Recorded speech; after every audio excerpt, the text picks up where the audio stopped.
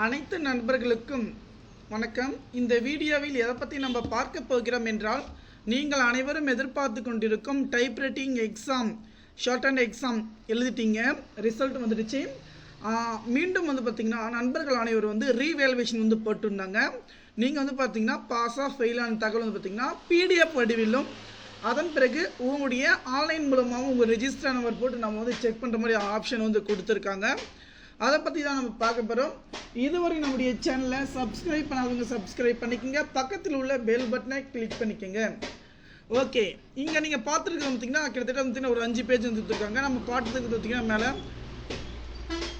Short and உடையது. Next பார்த்திங்கன்னா கிட்டத்தட்ட typewriting senior, junior, Tamil and English எல்லா தகவலும் கொடுத்துருக்காங்க. அடுத்தது ஆன்லைன் மூலமாக பார்க்கலாம். ஆன்லைன் மூலமாக எப்படி நம்ம செக் பண்ணுறது பார்த்திங்கன்னா இங்கே கொடுத்துருக்க பாருங்க.